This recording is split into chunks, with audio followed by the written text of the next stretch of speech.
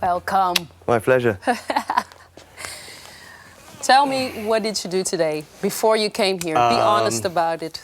I went record shopping to a fantastic store in Amsterdam, Record Palace, because when I was here on tour playing Paradiso, I went there and reserved loads of records. Because it's across. It's just across the street, and then it was sound checking, then it was promo, and then I couldn't go back. So I called him and I said, "On today, I'll be there," and yeah. The promise was fulfilled. The prophecy came true. And oh, really? I bought some amazing records today. Yeah? Absolutely, yeah. Do you love vinyl records? Like, I do, yeah. All the way. Like do you have a large collection? Well, I'm not like a collector because I just like music. I don't like. I'm not a completist where you need every release. It's like that's like an addiction, and I don't do 7 inches either because that's like the crack of record buying, you know. But I got a lot of records within the genres that I really like. I got a lot of reggae and dub, a lot of jazz, and since falling in love with the blues, I got a lot of old blues records too. And from my time as a DJ, as a dance guy, some of these records are like historic. Yeah. Maybe not like now, they just sound like dodgy rave records from the 90s, but I know that there's only a couple of people that would even know what this one is, you know? So I feel like a bit of a archivist sometimes, but I threw most of my records away. But when I moved to Berlin, oof, you know, being a DJ in the 90s, because it's all on 12 inch, you accumulate so many records, and for every hour of DJ time, there's 2 that might age well, and then there's 20 that suck, that were really cool that week, that Saturday. And they get you to that one, and they get you to that one, and they get you out. All of those I threw away. Yeah. Is this possibly one of the reasons why you switched from being a DJ to a singer-songwriter? That was a big part of it, the shelf life of the music that you made in dance culture. It's very short. I mean, it's weeks, or it's summer seasons, or it's super, super short. Even the classics, even the big tracks of the year will last just for that year.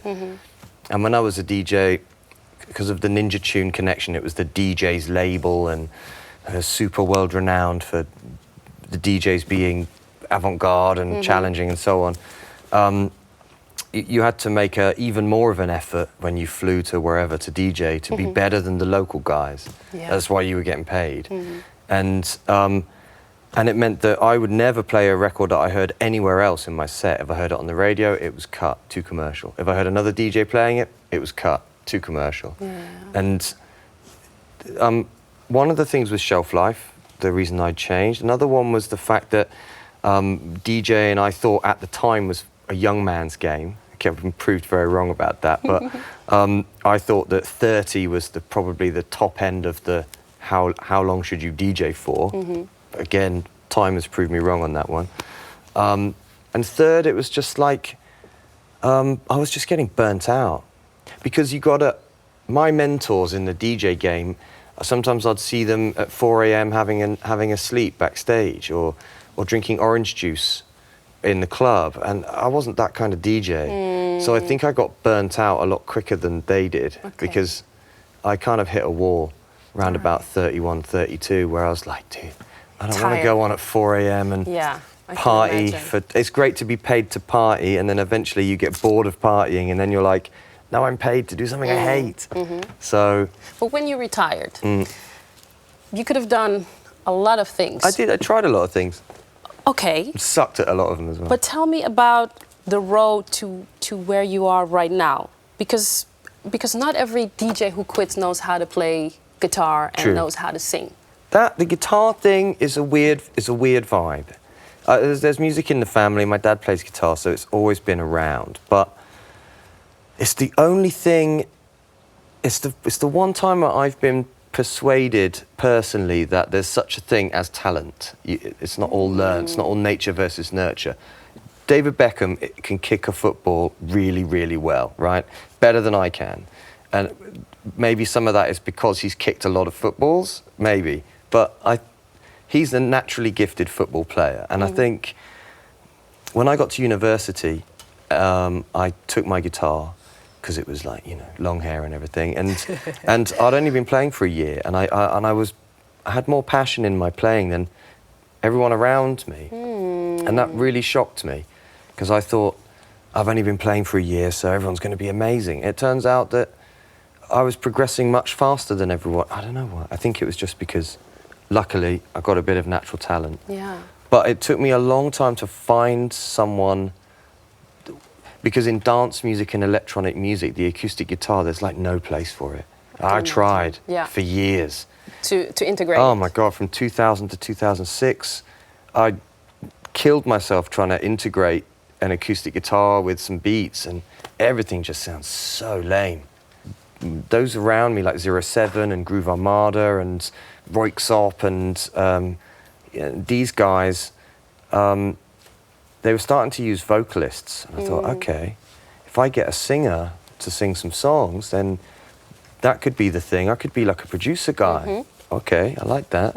All the producers I'd met at that time had nice apartments and big cars, and I just thought, okay. So I worked with a few singers. How did you end up singing yourself? Well, I worked with a few singers to try and get guest vocalists on my horrible hybrid trip-hop acoustic guitar electronic record. And in the process of doing that, I ended up singing the demos and writing the songs with the singers I wanted to use. And one of them said to me, I don't need to sing this one, you should get this guy to sing it. Didn't tell anyone it was me. And I just kind of thought, she didn't know it was me. So my singing voice must be different from my life voice. So maybe I can get away with this. So I didn't tell the record company it was me either until it was time to release the record. Wow. I said it was a guest vocalist. Wow. I'd found this young, hot American guy who was like 20. And now it'd be a young, hot Australian guy or something. But no, some hot New York guy is really cool. You've never heard of him. But eventually the boss of Ninja, Peter, dear friend, said, great, is this guy available? And I'm like, well, yeah, big reveal, it's me. Sorry about that. Crazy. And it's been a massive learning curve. Like, it's only in the past couple of years that I'm not learning the basics anymore. Like, how do you play? How do you sing? How do you write? I think I've got that covered now. So now it's all about just really feeling it, really getting better at the stuff that I'm good at. And living it. And living it, yeah. Living it. I have so much more questions. Lord, you had a great year. There was a Fink album. There was a blues album. There was, yeah. It's been a good year. Yeah, it's been a good year. Well, I did nothing in 2016. I had a year off. A creative year. Yeah. And what do I do in my year off? I write 2 records. Amazing. It's just typical, isn't it? Quickly, why the blues album? I see you brought... I did. Do you want me to lift this one up? Yeah. You don't want me to touch it. Yeah, it's really old. It's not that I don't want you to touch it, it's just falling apart. Okay. Well, because of this record, hold it actually. like this, so we can see what it is. Yeah. 1960, mono original recording of John Lee Hooker's second album for Riverside. For the vinylists out there, Riverside the cuts are amazing, the sound is amazing, and it blows my mind. You put this on a record player, and it sounds better than a record cut last year. Wow. And this is like nearly 60 years old. I mean, that's something.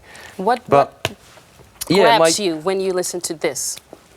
A couple of things about this record that really blow my mind is that it was recorded in one day. Which kind of is pretty awesome because now it takes forever to make a record. It's all in pretty much the same key. John Lee Hooker doesn't really believe in round numbers, so he doesn't count to 8 or 12. There's no such thing as 12-bar blues going on here. It's whenever he wants, whatever he wants to do. His voice is insanely rich and deep. I mean, it touches you right there. Yeah. And is that also what you try to do? I couldn't possibly like go anywhere near it. But these old school guys, this is what I really want to do with my music. I want people to really feel the pain. It's something. Feel the pain. Yeah, feel the pain. It's something my producer Flood said to me on the recording of the last Resurgam record, which was that we were doing takes and takes and takes of tracks, and he would pick the one that felt the most, that I was feeling it the most. So some of the takes aren't the best takes, technically, at all. They're the ones where he was in the control room kind of going, whew, I felt that one, we'll keep that, take 28 or whatever. But this, again, that's what I love That's the about this blues. guy, is that he's... when I did my blues album, I wanted to own my own space. I didn't want to do a photocopy of someone else's style. It's been... the blues has been horribly treated for 40 years. I mean, there's a lot of rubbish out there. But you have some lights like Jack White and Black Keys and the odd blues record that comes out that's good amongst a sea of... It's got to have emotion and it's got to have depth, otherwise it isn't the blues. So I needed to get there myself, and a couple of tracks on my previous studio albums, I tried it just to check, is it okay for like a white guy that's doing great to do blues? Is that all right? And I answered myself by going yes, no, yes, and followed that path. I see. But it was a labour of love, the blues record, and the tour was fun too. It was really cool. Great. Okay, we're running out of time. You're gonna do another song. The Fink album is called Resurgam. I think so, yeah. Resurgam. It's Latin. Resurgam, for I Shall Rise I Again. shall, yeah. Because you keep on rising I and do. rising and rising. Stop, I know. Somebody stop him. And you're gonna have a little break now after being on tour, a well-deserved break. Nice. We're gonna listen to you, and of course, yeah, a lot of people. I know a lot of people who really, really are fan. People were really like texting me, is he really coming to the Nice. show? He's here. We're gonna listen to you. Thank you so much. My pleasure. Fink. Thanks. Let's listen to you.